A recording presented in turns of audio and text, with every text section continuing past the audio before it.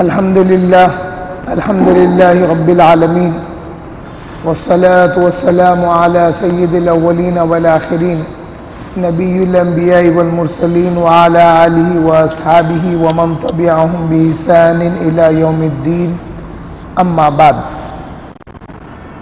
فأعوذ بالله من الشيطان الرجيم بسم الله الرحمن الرحيم إن الله وملائكته يصلون على النبي يا أيها الذين آمنوا صلوا عليه وسلموا تسليما اللهم صل على سيدنا ونبينا ومولانا محمد وعلى آله وأصحابه ومن تبعهم بإحسان إلى يوم الدين.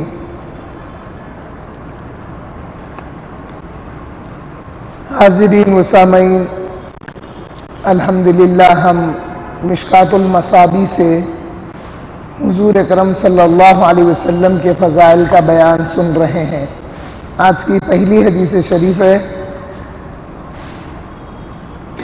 حضرت انس بن مالک رضی اللہ تعالیٰ عنہ سے روایت ہے. وہ فرماتے ہیں رسول اللہ صلی اللہ علیہ وسلم نے فرمایا کہ جب لوگ اٹھائے جائیں گے، یعنی روز قیامت تیسرا سور پھونکے جانے کے بعد جب لوگ اٹھائے جائیں گے، ساری انسانیت بلکہ ساری مخلوق اللہ تعالیٰ کی اٹھائی جب جائے گی، جاندار مخلوق، ان سب میں پہلا ہوں جو اپنی خبر سے تشریف لاؤں گا. یعنی حضور صلی اللہ علیہ وسلم اپنی مزار اطہر سے سب سے پہلے آپ برآمد ہوں گے،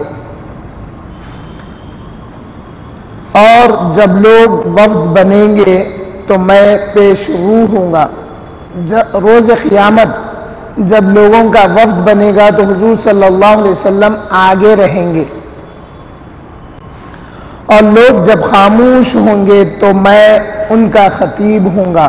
جب لوگ اللہ کے خوف سے جن کی زبانیں نہیں کھلے گی، یہاں تک کہ انبیاء علیہ السلام کے بارے میں بھی آتا ہے کہ جب یہ مخلوق یا ہر نبی کی امتی، جیسا مثال آئی آدم علیہ السلام کے پاس سب جا کے بولیں گے، ہوگا کیا روز قیامت؟ اپنے اپنے اعمال کی وجہ سے کسی کا پسینہ کان کی لو تک رہے گا، کسی کا ہونٹ، کسی کا ناک تک، اور سورج سوا نیزے پہ ہوگا، 9 فٹ 12 فٹ تقریباً سوا نیزے پہ ہوگا سورج. تو وہ گرمی اور وہ جو شدت، وہ تکلیف جو رہے گی روز قیامت کی، اس دن لوگ پریشان ہو کر آدم علیہ السلام کے پاس جا کے عرض کریں گے کہ اے آدم علیہ السلام، اللہ تعالیٰ نے آپ کو اپنے ہاتھ سے تخلیق فرمایا، آپ نے اپنی روح پھونکی، آپ کو سجدہ کروایا فرشتوں سے، اور اللہ نے آپ کو اپنا خلیفہ بنایا ہے. کیا آپ نہیں دیکھتے ہم کس تکلیف میں ہیں، پریشانی میں ہیں؟ آپ اللہ کے پاس ہمارے لیے ہماری سفارش کیجیے. تو آدم علیہ السلام کہیں گے کہ اے لوگو، اللہ تعالیٰ آج اتنا غضبناک ہے، آج سے پہلے کبھی اتنا غضبناک نہیں ہوا، اور آج کے بعد کبھی اتنا غضبناک نہیں ہوگا. مجھے اللہ تعالیٰ نے گندم کھانے سے منع کیا تھا، میں نے گندم کھا لیا تھا، مجھے اپنی فکر ہے، اذهبوا الی غیری، تم میرے سوا کسی اور کے پاس جاؤ. تو یہ جو سچویشن رہے گا، اس میں حضور صلی اللہ علیہ وسلم کے پاس ساری آدم علیہ السلام سے لے کر اس امت کے آخری فرد، یہ سارے کے سارے جب حضور کے پاس آئیں گے تو حضور ان کے قائد ہوں گے، حضور ان کے آگے آگے ہوں گے، اور جب سب خاموش رہیں گے تو حضور صلی اللہ علیہ وسلم اللہ کے پاس ہم سب کی سفارش کریں گے. وہ بات کا ذکر ہے یہاں پر. اور جب لوگ روکے ہوئے ہوں گے تو ان کا شفیع ہوں گا. جب لوگوں کو روک دیا جائے گا جنت میں جانے سے یا آگے بڑھنے سے، تو حضور اس محشر کے دن حضور صلی اللہ علیہ وسلم شفاعت فرمائیں گے، اور لوگ جب مایوس ہوں گے تو انہیں بشارت دینے والا میں ہوں. جب لوگ مایوس ہو جائیں گے تو حضور صلی اللہ علیہ وسلم انہیں بشارت دیں گے. اس دن عزت اور کنجیاں ہمارے ہاتھ میں ہوں گی۔ اس دن اللہ جسے چاہے عزت دے گا، رسول اللہ صلی اللہ علیہ وسلم جسے عزت دیں گے اسے عزت ملے گی۔ اور کنجیاں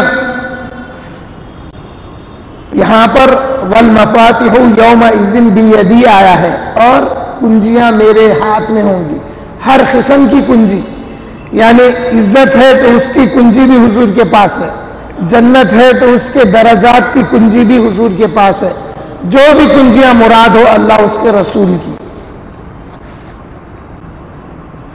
اور حضور فرماتے ہیں حمد کا جھنڈا اس دن میرے ہاتھ میں ہوگا، اور ساری اولاد آدم میں میں اپنے رب کے نزدیک زیادہ عزت والا ہوں۔ عزتیں تو حضور صلی اللہ علیہ وسلم کے ذریعے تقسیم ہوگی روز قیامت، اور حضور کا جو مقام ہے وہ مقام، وہ مرتبہ ظاہر ہوگا روز قیامت۔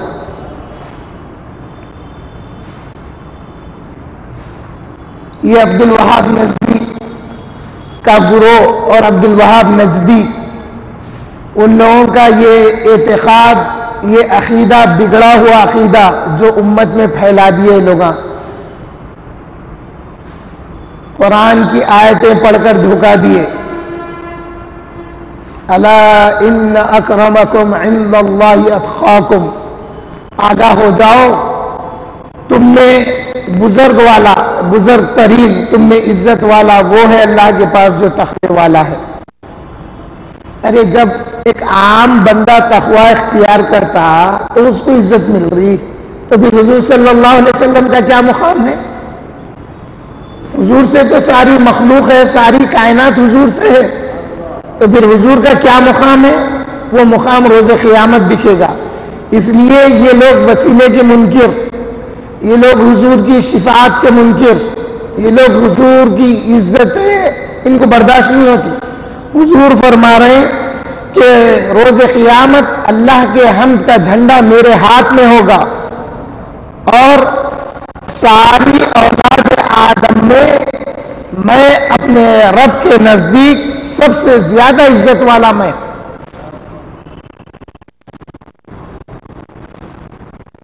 اور میرے پاس 1000 خدام گھومیں گے۔ حضور فرما رہے ہیں میرے پاس 1000 گھومیں گے، یعنی حضور کی خدمت میں رہیں گے، حضور کے اشاروں پر، حضور کے فرمان پر وہ لوگ خدمت دیں گے حضور صلی اللہ علیہ وسلم کی۔ ایک صحابی رسول پوچھنے لگے کوئی اور موقع پہ شریف میں، کہنے لگے یا رسول اللہ، وہ جنت سے یہ دنیا اچھی ہے ہمارے لیے، اس لیے کہ روز صبح شام ہم آپ کے پاس حاضر ہوتے ہیں، آپ کا دیدار کرتے، آپ کی گفتگو کو سنتے، اس لیے کہ جنت میں آپ سب سے اعلیٰ درجے میں ہوں گے۔ اب ہم لوگ ہمارے لحاظ سے تو یا رسول اللہ وہ جنت سے یہ دنیا اچھی ہے، دنیا میں بادشاہوں کے پاس خادموں کو نہیں دیکھتے ہوں گے، یہ تسلی حضور صلی اللہ علیہ وسلم کہ جس طرح بادشاہ کے پاس ان کے خادم ان کے ساتھ رہتے ہیں، اے میرے امتیوں، اے میرے چاہنے والوں، تم بھی میرے پاس روز قیامت میرے قریب ہوں گے۔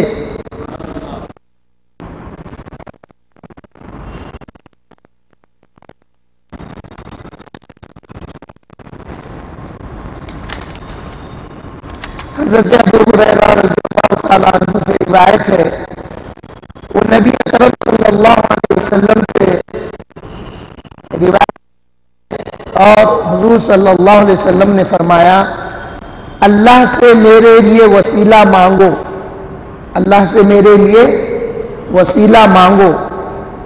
صحابہ نے عرض کیا یا رسول اللہ صلی اللہ علیہ وسلم وسیلہ کیا چیز ہے؟ فرمایا جنت میں سب سے اونچا درجہ ہے جسے صرف ایک شخص پائے گا، اور میں امید کرتا ہوں کہ وہ میں ہی ہوں گا۔ یہ بات تھوڑی تفصیل طلب ہے. حضور نے فرمایا میرے لیے وسیلہ مانگو، اور وسیلہ کیا ہے؟ جنت میں ایک اونچا درجہ ہے جو صرف ایک شخص کو ملے گا، اور حضور نے فرمایا کہ میں امید کرتا ہوں کہ وہ میں ہی ہوں گا. یہ حدیث بھی ہے، پھر قرآن کی ایک آیت بھی ہے جس میں اللہ تعالیٰ فرماتے ہیں عَسَىٰ أَن يَبْعَثَكَ رَبُّكَ مَقَامًا مَحْمُودًا، ان قریب اے محبوب ہم آپ کو مقام محمود عطا فرمائیں گے. اور یہ جو وسیلہ ہے، وسیلہ مانگو، مانگنے سے کیا ہمارے مانگنے سے حضور کو اللہ وسیلہ دے گا؟ ایک مقام ہے نا بھائی، ایک جنت کا اونچا مقام ہے، اس میں حضور فرمائے کہ وہ صرف ایک ہی شخص کو ملے گا، اور امید کرتا ہوں میں وہ ہوں گا. فرمائے حضور، پھر امت کو حکم دیے کہ تم وسیلہ مانگو میرے لیے اللہ کے پاس. تو کیا امتیوں کے مانگنے سے نبی کو وسیلہ مل سکتا؟ اگر کوئی کہے کہ ہاں مل سکتا، تو کیا نہیں مانگنے سے نہیں ملے گا؟ سوال ہے. کیا حضور کے لیے وسیلہ اگر نہیں مانگی امت، ساری امت مل کے نہیں مانگی، تو کیا وسیلہ نہیں ملے گا حضور کو؟ کیا وہ اونچا مقام اللہ تعالیٰ عطا نہیں کرے گا؟ کرے گا. کیوں؟ اس لیے کہ حضور صلی اللہ علیہ وسلم سے بڑھ کر ساری مخلوق میں اللہ کا محبوب کوئی نہیں ہے. تو پھر اس میں بات کیا ہے؟ اس میں امتیوں کا میں اپنی حد تک سمجھتا ہوں اس میں ہمارا امتحان ہے. یہ بدعقیدے جو ہے نا، یہ بدعقیدے ان باتوں کو پھیلا کر حضور کی عظمت کو گھٹانا، ہم گھٹا رہے سمجھتے لوگ. اس لیے یہ لوگ کتابوں میں کیا لکھ لیے؟ کتابوں میں لکھ لیے حضور ایک بشر ہیں. جماعت اسلامی کا مودودی لکھا کہ ہمارے بڑے بھائی کی طرح ہیں، نعوذ باللہ. یہاں تک لکھ دیے کہ پیغمبر کا معنی ایک ہرکارے کے آتے، ایک پوسٹ مین کے آتے، اللہ نے جو دیا وہ پہنچا دیے. ارے نہیں، حضور کے مقام کو تو سمجھا ہی نہیں. اس واسطے یہ بدعقیدے اہل سنت والجماعت سے کٹ کے الگ ہو گئے. اللہ فرمایا وَاعْتَصِمُوا بِحَبْلِ اللَّهِ جَمِيعًا وَلَا تَفَرَّقُوا، اللہ کی رسی کو مضبوطی سے تھامو اور اس میں پھوٹ پیدا مت کرو. بولا حکم ہوا. مگر کیا کیے لوگ؟ نہیں، ہم وسیلے کو نہیں مانتے. ساری امت وسیلے کو مان رہی ہے، وہ نہیں مان رہے، تو انہوں الگ ہو گئے. ان کا ایک ذہن بن گیا، ان کا ایک گروپ بن گیا. شفاعت کو نہیں مانتے، ان کا ایک الگ فرقہ ہو گیا. ہوتے ہوتے لوگ ہمارے سے کٹ گئے لوگ. اور وہ حدیث مبارکہ ہے کہ حضور نے جیسا فرمایا تھا پچھلی امتوں کے 72 فرقے ہوئے، یہودیوں کے 71 ہوئے، نصارہ کے 72 ہوئے. میری امت کے 73 فرقے ہوں گے جس میں سے ایک جنت میں جائے گا. صحابہ پوچھے من ہم یا رسول اللہ، یا رسول اللہ وہ کون ہے؟ تو حضور فرمائے ما انا علیہ واصحابی، جس پہ میں اور میرے صحابہ ہیں. تو معلوم ہوا 73 لوگ کلمہ طیب پڑھیں گے، مگر اس میں سے ایک رہے گا جو جنت میں جائے گا. اب دیکھو فی زمانہ علم کم ہونے کی وجہ سے 72 لوگ جو بات بولیں گے وہ یقین کریں گے، یا ایک آدمی بولا سے بات پہ یقین کریں گے؟ 72 کی بات پہ یقین کریں گے. اچھا، پھر اس کا امتحان قیامت کی علامتوں میں سے کیا ہے؟ دجال جب ایک مسلمان کے پاس سے گزرے گا، یا ایک جھنڈ میں، ایک گروہ میں، ایک لوگوں کے درمیان دجال بولے گا میں خدا ہوں، مجھے خدا مانو، تو جو کمزور ایمان یا جو اس کو ماننا ہے وہ مانیں گے. مگر جب وہ دعویٰ کرے گا کہ میں زندگی بھی دیتا ہوں موت بھی دیتا ہوں، تو ایک مسلمان کہے گا دیکھ تو موت تو دے سکتا مگر زندگی نہیں دے سکتا، کیونکہ ہمارے آقا کریم رسول اللہ صلی اللہ علیہ وسلم نے یہ بات فرمائی ہے کہ دجال مارنے کے بعد پھر زندہ نہیں کر سکتا.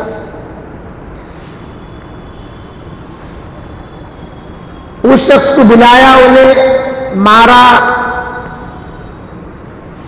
اس کو پھر زندہ کرنے کی کوشش کیا، وہ زندہ نہیں کر سکا.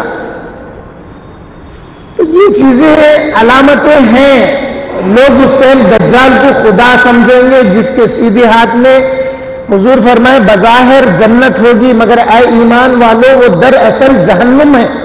اور دجال کے بائیں ہاتھ میں جو جہنم وہ دکھائے گا، اے ایمان والو دراصل وہ جنت ہے. تو جو اس کی بات کا انکار کریں گے ان کو بائیں طرف دھکیلے گا، اور جو اس کا اقرار کریں گے ان کو سیدھی جانب رکھے گا. تو حضور نے فرما دیا کہ دراصل وہ جو جہنم ظاہر کرے گا وہ جنت ہے. تو میجورٹی کی بات مانی جائے گی. عقل کہتی ہے، مگر حضور صلی اللہ علیہ وسلم نے جب فرمایا جب علم ہوگا تو ان 72 کا انکار کرتے ہوئے ایک کو مانیں گے، ایک کا اقرار کریں گے کہ یہ صحیح ہے، کیونکہ حضور نے فرمایا ہے. تو اب یہ جو وسیلہ ہے نا، وسیلہ اذان کے بعد کی دعا میں وسیلے کا ذکر ہے نا، آتی محمد الوسیلہ والفضیلۃ، اے اللہ حضور صلی اللہ علیہ وسلم کو مقام وسیلہ اور مقام محمود عطا فرما. یہ دعا ہم کرتے ہیں. اس کے آخر میں حضور نے فرمایا کہ جو مؤذن کی اذان سن کر ان کلمات کو دہراتا ہے اور پھر مجھ پر درود پڑھتا ہے.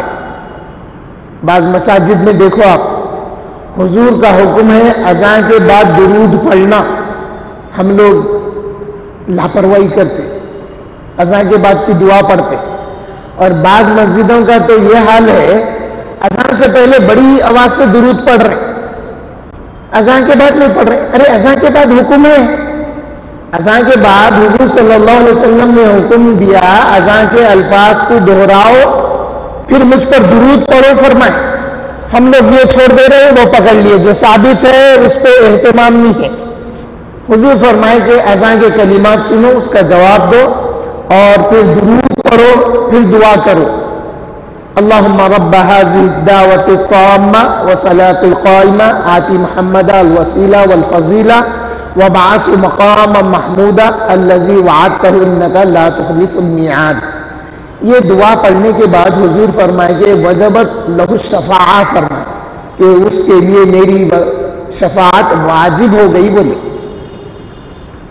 اب یہ دعا پڑھنے سے شفاعت واجب ہو رہی تو فائدہ کس کا ہو رہا؟ امتی کا فائدہ ہو رہا. امتی دعا کر رہا، حضور فرما رہے میری شفاعت واجب ہو گئی.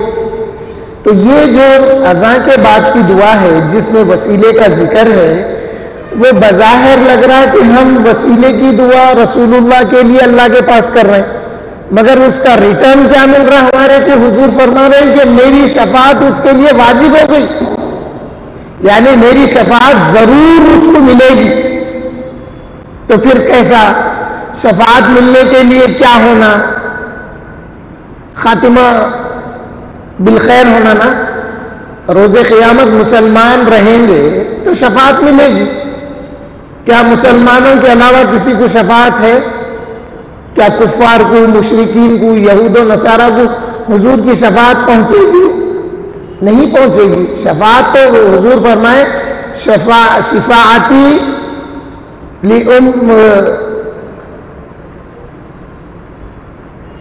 میری شفاعت میری امت کے کبیرہ گناہ کرنے والوں کے لیے ہے. فرمائے ایک موقع پہ حضور فرمائے کہ جو میری شفاعت پر ایمان نہیں لاتا اس کے لیے میری شفاعت نہیں ہے. فرمائے حضور کی شفاعت پہ ایمان لانا ہے، ایمان رکھنا ہے. بغیر حضور کی شفاعت کے کوئی بھی جنت میں نہیں جائیں گے. آگے ایک حدیث شریف آئے گی جس میں ابی بن کعب رضی اللہ تعالیٰ عنہ روایت کرتے ہیں، نبی صلی اللہ علیہ وسلم نے فرمایا جب قیامت کا دن ہوگا تو میں نبیوں کا امام اور ان کا خطیب ہوں گا.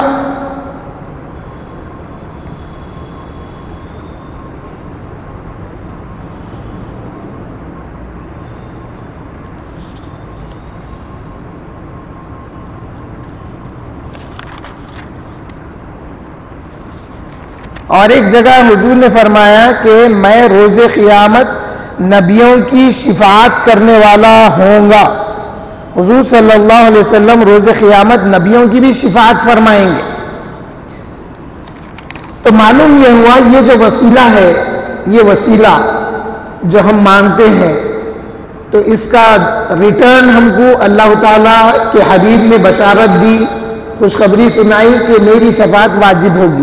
تو روز قیامت مسلمان کہلانا ضروری، مسلمان روز قیامت کہلانے کے لیے خاتمہ ایمان پہ ہونا ضروری۔ خاتمہ ایمان پہ ہوا تو قیامت کے دن مسلمان ہوں گے، اگر خاتمہ ایمان پہ نہیں ہوا تو پھر کیسا؟ اس لیے حضور صلی اللہ علیہ وسلم نے فرمایا مرنے سے پہلے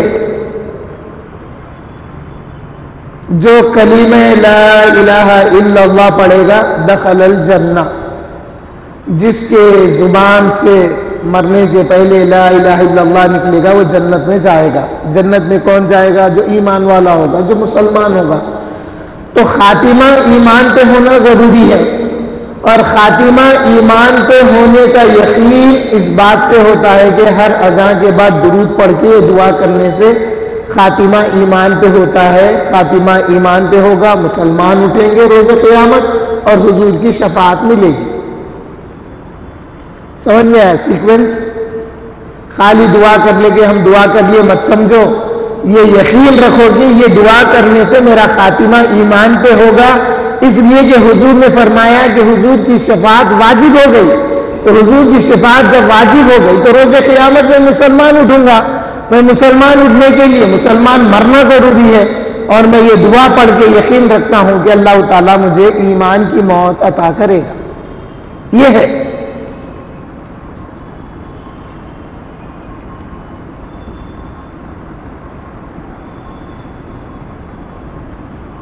حضور صلی اللہ، حضرت ابی بن کعب رضی اللہ عنہ سے روایت ہے، وہ نبی کریم صلی اللہ علیہ وسلم سے نقل فرماتے ہیں، حضور نے فرمایا جب قیامت کا دن ہوگا تو میں نبیوں کا امام ہوں گا۔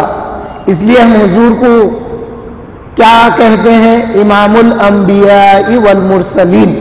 حضور صلی اللہ علیہ وسلم انبیاء اور مرسلین کے امام ہیں، اور حضور فرما رہے ان کا خطیب ہوں گا میں، نبیوں کے، اور نبیوں کے خطیب حضور صلی اللہ علیہ وسلم ہے۔ کیا مقام ہے حضور کا؟ ماشاءاللہ۔ اور پھر حضور فرما رہے کہ ان حضرات کا شفاعت کرنے والا میں ہوں، نبیوں کی بھی شفاعت میرے سے ہوگی۔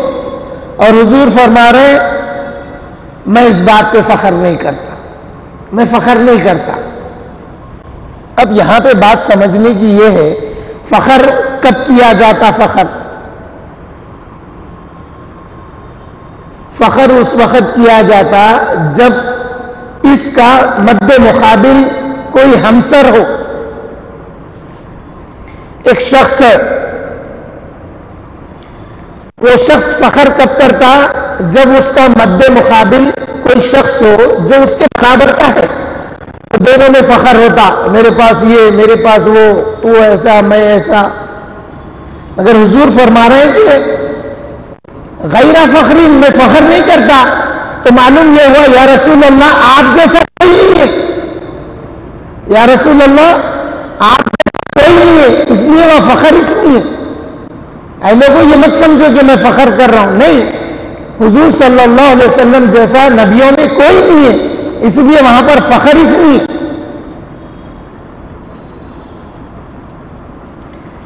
حضرت عبداللہ ابن مسعود رضی اللہ تعالی عنہ سے روایت ہے، رسول اللہ صلی اللہ علیہ وسلم نے فرمایا ہر نبی کے بعض نبی قریب تر ہوتے ہیں۔ بات کو غور کریے، ہر نبی کے بعض نبی، یعنی ہر نبی کے بعض نبیوں میں سے قریب تر ہوتے ہیں۔ نبیوں کی آپس میں رشتہ داری، جیسا یعقوب علیہ السلام کے صاحبزادے یوسف علیہ السلام نبی بھی ہیں، پھر قریبی بھی ہیں،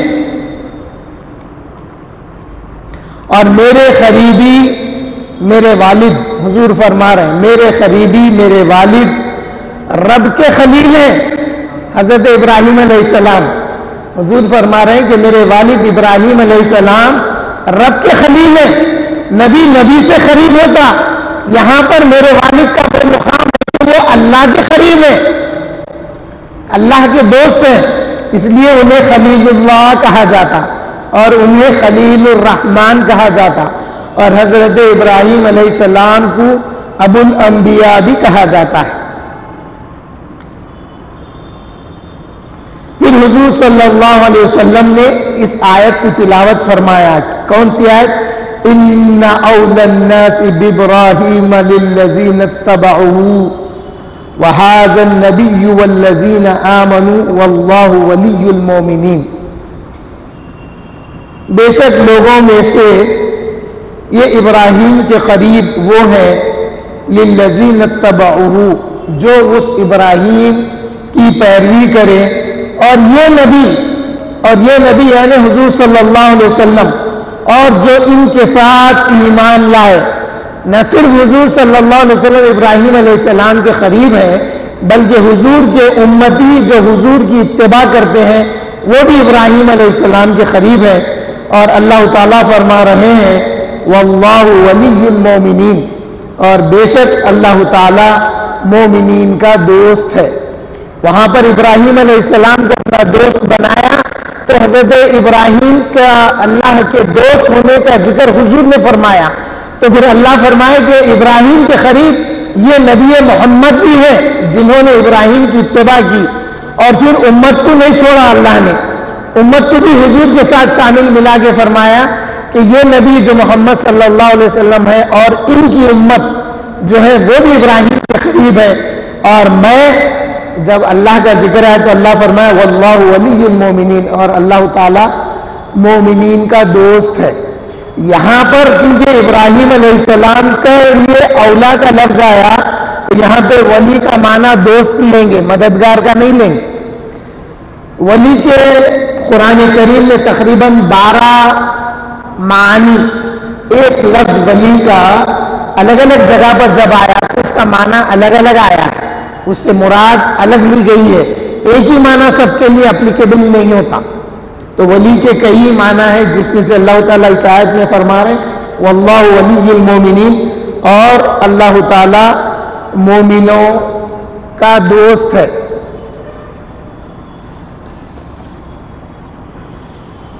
حضرت عبداللہ ابن سلام رضی اللہ تعالیٰ عنہ یہ پہلے یہودی تھے، حضور پر ایمان لائے مدینہ منورہ میں، اور ان کے ایمان کا قصہ یہ ہے، یہ ایمان لائے حضور صلی اللہ علیہ وسلم پر۔ ایمان لانے کے بعد میں، ایمان لانے سے پہلے ان کے پاس یہ یہودی عالم تھے، علماء میں سے تھے، بڑے پائے کے علماء میں سے تھے، اور توریت یہ پڑھ کر حضور کی صفتیں پڑھ چکے تھے۔ جب حضور مدینہ شریف تشریف لائے تو حضور نے وہ اوصاف دیکھ کے ایمان لائے۔ ایمان لا کے بولے یا رسول اللہ صلی اللہ علیہ وسلم، یہودیوں کے نزدیک میرا بڑا اونچا مقام ہے، یہ لوگ بڑا مانتے ہیں، مگر دیکھیے میں ایمان لانے کے بعد میں یہ لوگ کیسے میری مخالفت کرتے ہیں۔ وہ کہہ کے حضور کے پاس چھپ گئے اور کہنے لگے یا رسول اللہ آپ یہودیوں کو بلا کے میرے بارے میں پوچھیے۔ جب یہودی آئے تو یہ حضور کے پاس چھپ گئے۔ حضور پوچھنے لگے اے مدینے کے یہودیوں، اے اہل یہود، تمہارے درمیان میں عبداللہ ابن سلام کا کیا مقام و مرتبہ ہے؟ تو بڑی تعریف کرنے لگے، وہ کریم ہے، ابن کریم کہنے لگے کہ وہ بڑے ان کے بہت سارے تعریفیں کرنے لگے۔ یہی الفاظ حضرت یوسف اور یعقوب علیہ السلام کے لیے بھی ہے۔ یہاں پہ جو آیا حضرت عبداللہ ابن سلام کی بڑی ہی تعریفیں کرنے لگے۔ حضرت عبداللہ ابن سلام حضور کے پاس جو چھپ گئے تھے ظاہر ہوئے، باہر آئے، آ کے بولے اے یہودیوں سنو، میں نے یہ نبی آخر الزماں محمد مصطفیٰ صلی اللہ علیہ وسلم پر ایمان لایا ہوں، اب میں مسلمان ہو گیا ہوں، تم بھی مسلمان ہو جاؤ۔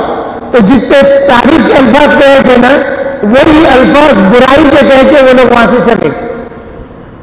تو یہ ہے حضرت عبداللہ ابن سلام جن کا مقام مرتبہ یہودیوں میں اتنا اعلیٰ تھا اور آپ کے پاس توریت کا علم تھا، تو وہ کیا کہتے ہیں؟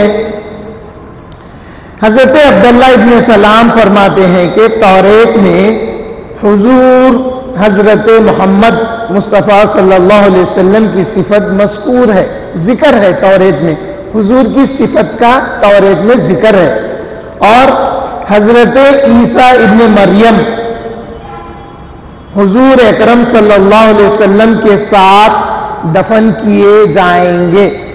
توریت میں لکھا ہوا ہے کہ حضرت عیسیٰ علیہ السلام قیامت کے قریب جب آسمان سے نازل ہوں گے، اور آپ تقریباً 40 دن کا ذکر ہے جو مجھے یاد ہے، 40 دن آپ اس زمین پر رہیں گے، اس کے بعد جب آپ کی وفات ہوگی تو وہ حضور کے پہلو میں دفنائے جائیں گے، حضور کے پہلو میں آپ کی تدفین ہوگی۔ اس کا ذکر توریت میں ہے، تو حضرت عبداللہ ابن سلام نے فرمایا۔ تو ایک راوی کہتے ہیں کہ حجر انور میں ایک خبر کی جگہ باقی ہے۔ ابھی وہاں پہ کتنی خبریں ہیں معلوم آپ کو؟ 3 خبریں ہیں وہاں پر، 3 خبر انور ہے، 3 مزار مقدس ہیں۔ کس کس کے ہیں؟ حضور صلی اللہ علیہ وسلم ہیں، حضرت ابوبکر صدیق رضی اللہ عنہ اور حضرت عمر ابن خطاب رضی اللہ عنہ۔ اور جیسا ہماری خبریں برابر کی ہوتی نا، ایسا تقریباً برابر کی ہوتی نا، ایسا نہیں ہے۔ حضور صلی اللہ علیہ وسلم کے مزار اطہر جہاں ہے، وہاں پر حضور کے پیٹ مبارک یا سینے مبارک کے پاس حضرت ابوبکر، حضور کے جسم کے سینے کے پاس حضرت ابوبکر ہے، اور حضرت ابوبکر کے سینے کے پاس حضرت عمر ہے رضی اللہ عنہما۔ اس لحاظ سے وہاں پر 3 مزارات ہیں، ایک مزار حضرت عیسیٰ علیہ السلام کی جگہ خالی ہے۔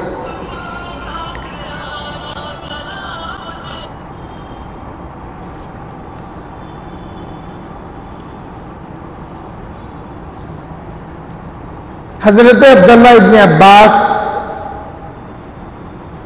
سے روایت ہے کہ اللہ تعالیٰ نے حضور اکرم صلی اللہ علیہ وسلم کو سارے نبیوں پر اور سارے آسمان والوں پر بزرگی دی۔ حضرت عبداللہ ابن عباس فرما رہے ہیں اللہ تعالیٰ نے سارے نبیوں پر اور سارے آسمان والوں پر حضور اکرم صلی اللہ علیہ وسلم کو بزرگی دی۔ لوگوں نے کہا اے عبداللہ ابن عباس، آسمان والوں پر کس طرح بزرگی دی گئی؟ یہ سوال معلومات حاصل کرنے کے لیے تھا، یہ سوال میں اعتراض نہیں تھا۔ سوال کے الفاظ دیکھیے کہ حضرت عبداللہ ابن عباس سے پوچھے کہ آسمان والوں پر کس طرح بزرگی دی؟ تو حضرت عبداللہ ابن عباس نے فرمایا اللہ تعالیٰ نے آسمان والوں سے فرمایا کہ تم میں سے جو کہے گا کہ میں اللہ کے سوا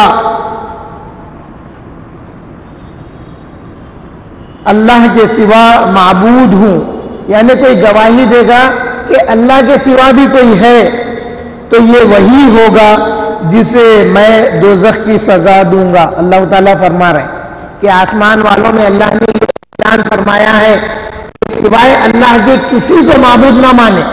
اگر اللہ کے سوا کسی کو عبادت کے لائق، معبود کا معنی عبادت کے لائق آتا ہے، اگر کوئی اللہ کے سوا معبود عبادت کا لائق مانتا ہے تو اللہ تعالیٰ اس کو جہنم میں سزا دے گا، دوزخ کی سزا دے گا۔ اور اللہ تعالیٰ فرماتے ہیں ہم ظالموں کو ایسی ہی سزا دیا کرتے ہیں، ہم ظالموں کو ایسی ہی سزا دیا کرتے ہیں۔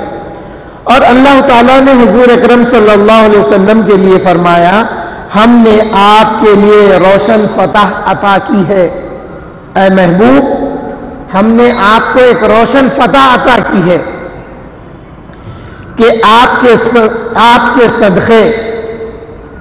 صدقے یعنی آپ کی وجہ سے آپ کی امت کے اگلے پچھلے گناہ اللہ تعالی بخش دے گا۔ حضور کو بزرگی کیسا ملی؟ تو حضرت عبداللہ ابن عباس فرمائے کہ اللہ تعالیٰ نے حضور سے یہ فرمایا، اے میرے محبوب، میں آپ کی وجہ سے، آپ کے صدقے میں آپ کی امت کے اگلے اور پچھلوں کو میں آپ کی وجہ سے معاف کر دوں گا، فرما رہا اللہ تعالیٰ۔ تو یہ بزرگی اللہ نے حضور کو دی ہے، اور اپنے لیے کیا بزرگی رکھی؟ اپنے لیے یہ بزرگی اللہ تعالیٰ نے رکھا کہ میرے سوا کسی کو معبود نہیں ماننا۔ اگر کوئی آسمان ہو، یہ حکم زمین والوں پہ بھی ہے،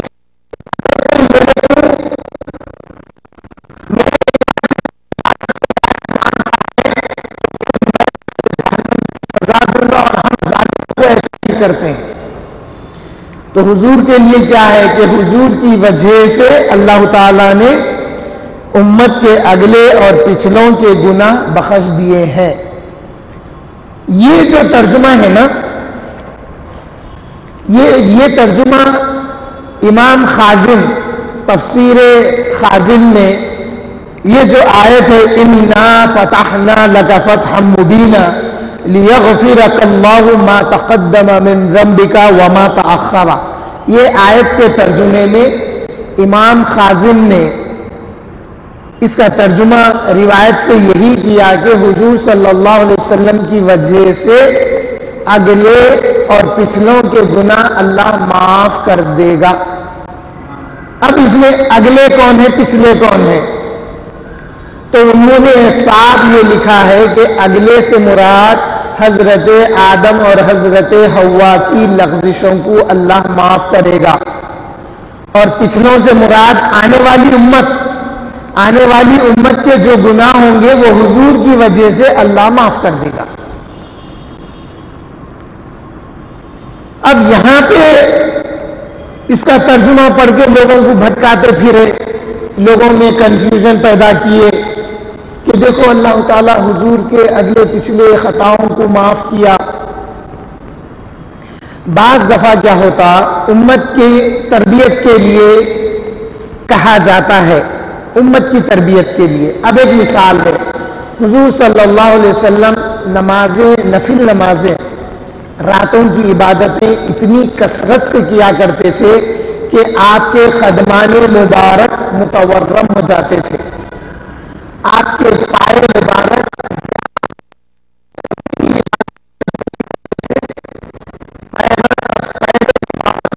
آسان اردو بولنا پڑ رہا آج کل۔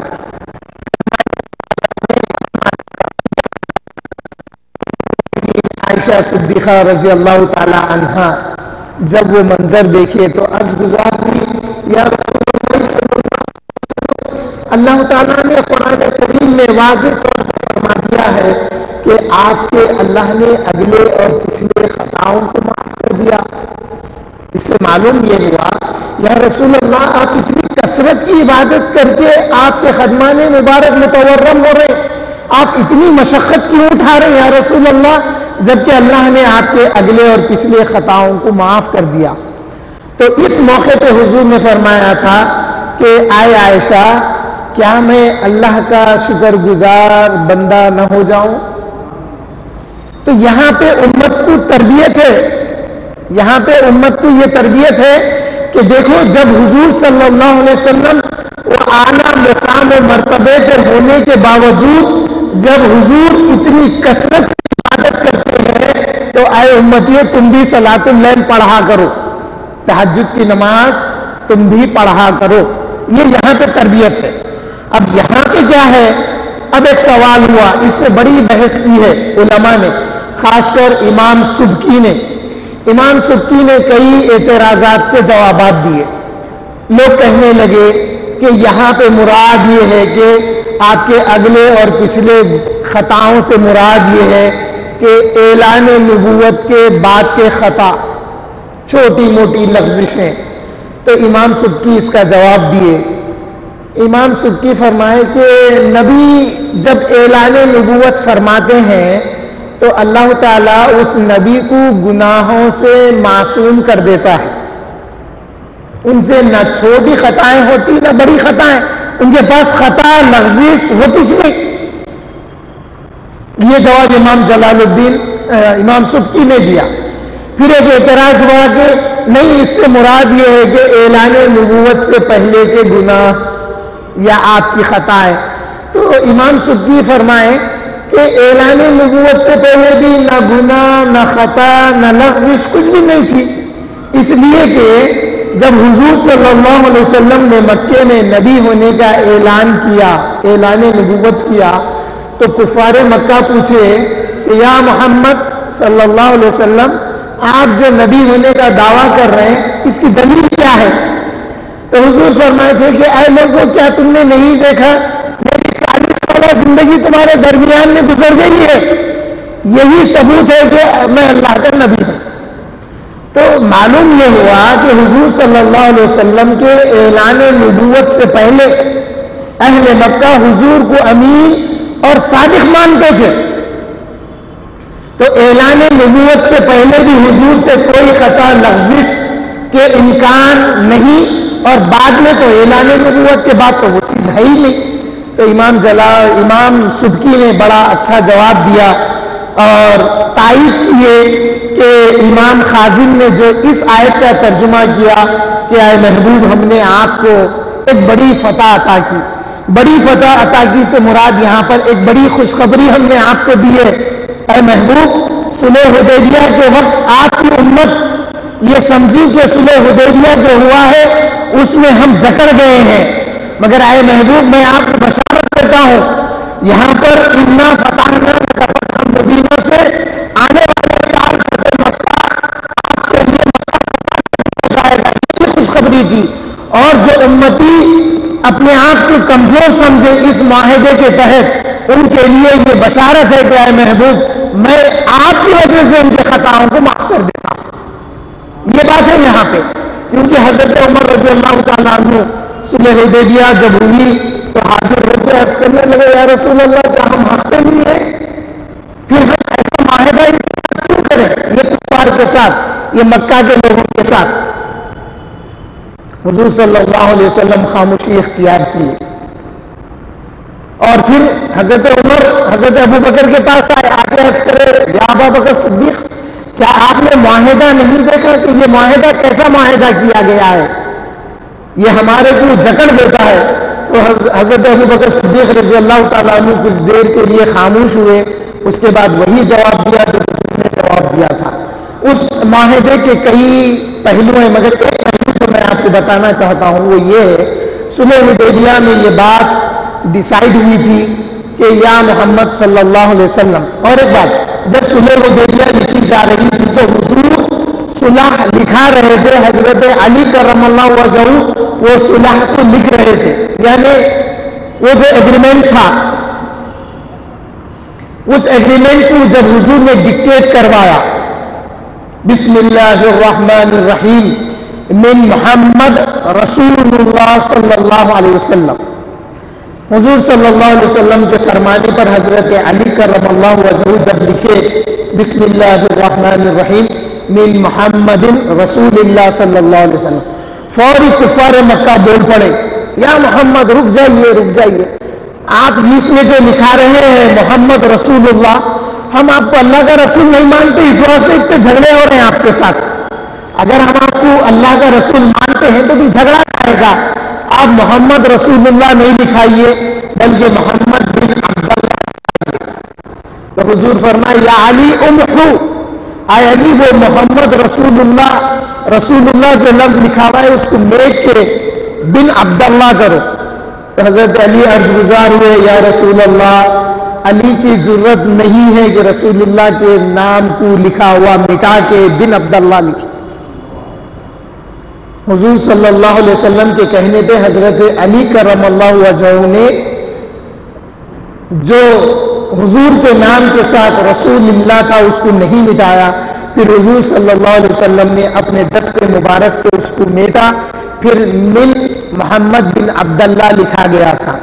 اس کے پہلو میں پہلو یہ تھا کہ یا محمد صلی اللہ علیہ وسلم، جو کوئی بھی مکہ سے نکل کر مدینہ آ جائے کوئی اور ہم اس کو واپس طلب کریں تو آپ ہم کو واپس دے دینا اس کو، مگر کوئی مدینے سے مکہ آیا تو ہم اس کو واپس نہیں کریں گے۔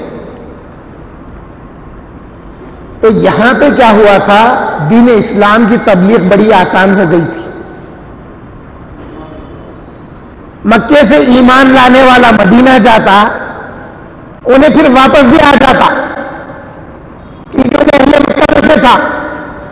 اب جب مدینہ میں ایمان قبول کر کے مکے میں آ جاتا، انہیں یہاں دین اسلام پھیلانے لگا۔ ایگریمنٹ جتنے اس میں پوائنٹس تھے، جتنے نکات تھے، وہ وقت گزرتا گیا تو وہ ان اہل مکہ جو کفار مکہ تھے ان کے خلاف میں پڑتی گئی وہ بات۔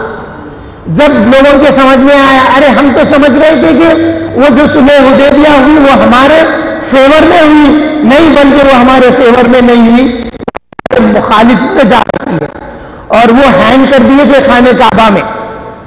خانہ کعبہ میں وہ صلح حدیبیہ کا جو ایگریمنٹ تھا وہ ہینگ کر دیے تھے۔ مکے میں دو ابن بیضا ایک عورت کا نام ہے، ان کے دو بیٹے تھے، ایک سہل ایک سہیل۔ تو ان میں سے جو سہل تھے وہ آخر میں بے برداشت ہو گئے تھے، بے برداشت ہو کے اس کو پھاڑنا چاہا۔ جب جا کے دیکھے پوری چدر لگ گئی تھی اور صرف اللہ اور رسول کا نام باقی تھا، باقی پورے کی چدر لگ گئی تھی۔ یہ جو صلح حدیبیہ کے موقع پہ یہ جو فتح مبین کا جو ذکر آیا ہے، ایک فتح مکہ کی طرف اشارہ ہے، دوسرا اشارہ یہ ہے کہ اے میرے محبوب، آپ کی وجہ سے اللہ نے حضرت آدم اور حوا کی خطاؤں کو معاف کیا اور امت کے گناہوں کو اللہ معاف کرے گا۔ اب ایک بات پھر آگے آتی ہے، اس بات کا رد ابن تیمیہ کبھی بعض حدیثوں کو مانتے، ہاں یہ ہے، بعض جگہ اس کا سرے سے انکار کر دیتے۔ اس لیے ان کا معیار اہل سنت والجماعت کے نزدیک ایک معیار ان کا باقی نہیں ہے۔ ٹھیک ہے، لوگ احترام کرتے ہوں گے، ادب کرتے ہوں گے، عالم دین ہے بلکہ، مگر امام سبکی نے ان کا وقتاً فوقتاً بڑا جواب دیا۔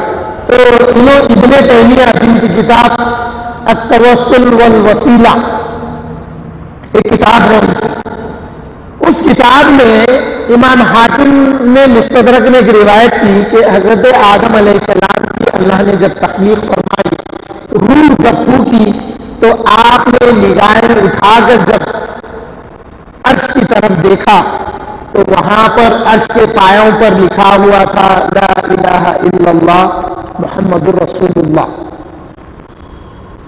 عرش کے پایوں پر لکھا ہوا تھا۔ تو اس بات کو میں خالی سمپل پڑھ کے نہیں سنا دیتا، اس میں کچھ باتیں ہیں، یہ باتیں سمجھنے کی ہے۔ کیا ہے؟ اللہ نے جب آدم نے روح پھونکی، عرش کی طرف دیکھے، بول کے آیا عرش کی طرف کیوں دیکھے؟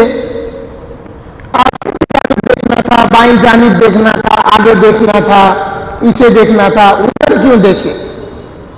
تو معلوم یہ ہوا کہ روح جدھر سے آئی تھی وہ روح اسی کی طرف لے جاتی ہے جس کی طرف سے روح آئی تھی۔ یہ بات سمجھنے کی ہے کہ روح بندے کے اندر آتی ہے تو یہ روح اسی کی طرف لے جاتی ہے جس طرف سے وہ آئی ہے۔ اس لیے جب نگاہیں اٹھا کے دیکھے تو عرش نظر آیا، عرش کے پایوں پر لا الہ الا اللہ محمد الرسول اللہ لکھا ہوا تھا۔ کب دیکھے؟ یہ جب روح آئی تو دیکھے۔ پھر آپ جنت میں ایک وقت گزارنے کے بعد اللہ تعالیٰ نے پابند کر دیا کہ اے آدم یہ گندم کے پاس نہیں جانا۔ اب اس گندم کے واقعے کو میلاد نامے میں حضرت عبداللہ شاہ صاحب رحمۃ اللہ علیہ نے اس طرح سے لکھا کچھ کہ جب آدم علیہ السلام کی سے ذریت ظاہر ہوئی تو آدم علیہ السلام حضور کے نور کو جب دیکھے تو پوچھنے لگے یا اللہ یہ کس کا بڑا چمکدار ہے، بڑا روشن، بڑا منور ہے۔ اللہ تعالیٰ فرمائے اے آدم یہ تمہارے بیٹے میرے محبوب محمد کا ہے۔ تو آدم پوچھنے لگے یا اللہ بیٹا بھی باپ سے فضیلت لے جائے گا. اتنی بات حضرت آدم کے دل میں آئی. بات عرض گزار ہوئے یا اللہ کیا بیٹا باپ سے فضیلت لے جائے گا؟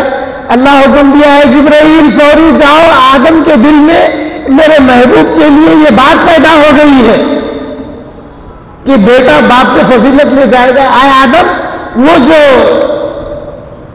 بات آدم کے دل میں پیدا ہوئی ہے آدم کے دل سے نکال دو.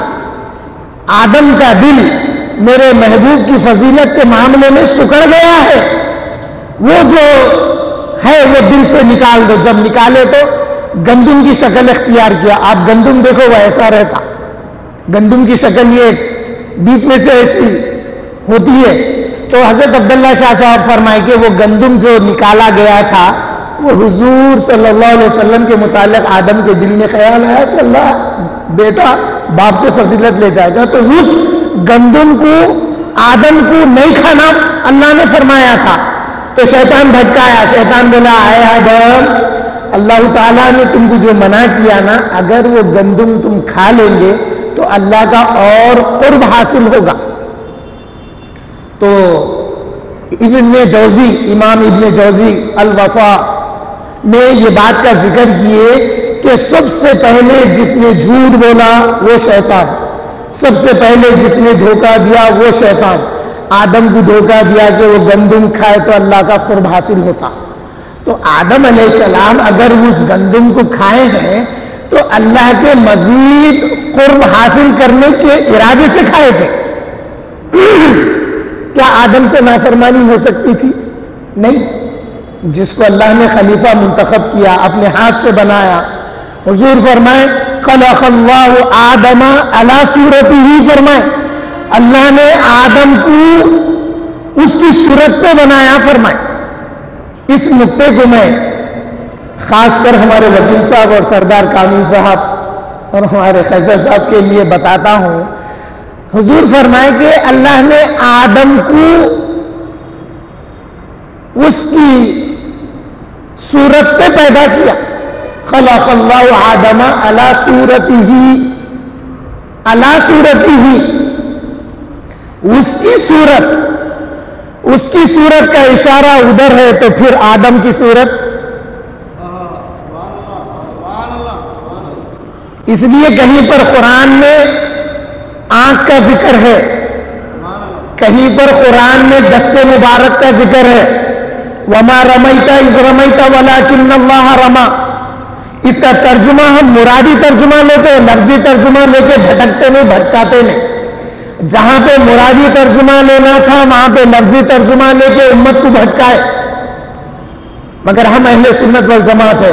اللہ فرمایا ہے میرے محبوب آپ نے جو کنکریاں ہجرت کی رات پھینکی وہ آپ نے نہیں پھینکی، ولکن اللہ رما، بلکہ اللہ نے پھینکی ہے. تو یہاں پہ ہم دست قدرت مراد لیتے حضور صلی اللہ علیہ وسلم کا، اللہ کا ہاتھ نہیں بولتے، دست قدرت بولتے ہیں. تو اعلیٰ صورت ہی اگر ادھر ہے تو پھر اس کی صورت کا ذکر قرآن میں بھی ہے، اور اعلیٰ صورت ہی حضرت آدم ہی کی طرف ہے. یعنی جو شکل حضرت آدم کی ہے وہ اللہ کے علم میں تھی، تو اسی پہ اللہ نے آدم کو بنایا ہے. تو یہ ہے. تو آدم سے خطا جو لفظ آتا ہے خطا، اس کا سورس حضرت آدم اللہ کا قرب حاصل کرنا چاہتے تھے. عبداللہ شاہ صاحب نے اس کا ذکر کیا. پھر ہوا کیا؟ جب خطا ہوئی یا جب آپ گندم کھا لیے تو اللہ تعالیٰ نے جنت سے زمین پر بھیج دیا. کیفیت کیا ہوئی؟ جب اللہ تعالیٰ نے آدم علیہ السلام کو دنیا میں بھیج دیا تو جو گریہ اوزاری حضرت آدم فرماتے تھے، حضرت آدم کے رونے میں جو تڑپ اور جو درد تھا، آسمان اول کے فرشتے سن کے گھبرا گئے.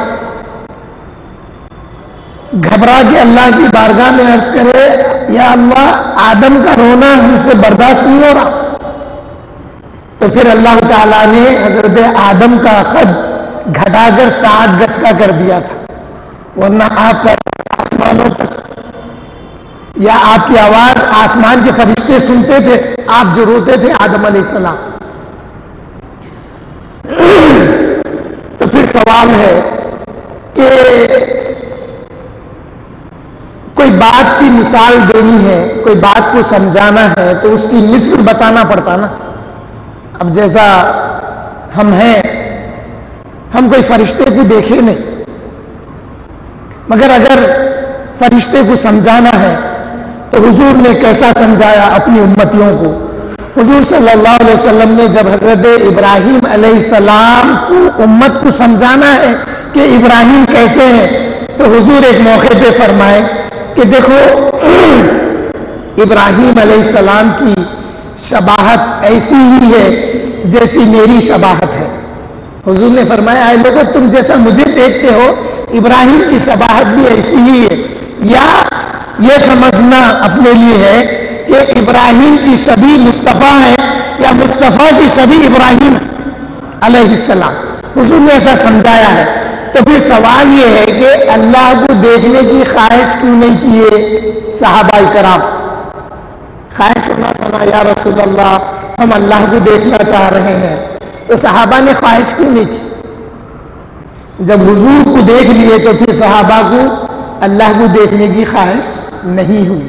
وہ موسیٰ علیہ السلام تھے جنہوں نے ربی ارینی انظر الیک کہے تھے، اے اللہ مجھے اپنا آپ دکھائیے، یا اللہ آپ مجھے اپنا جلوہ دکھائیے۔ یہ حضرت موسیٰ نے دعا کی تھی، کیوں کہ ان کی امتی اصرار کر رہے تھے اے موسیٰ جس طور پہ جا کے آپ اللہ سے کلام کرتے ہیں اس اللہ کو ہم دیکھنا چاہتے ہیں۔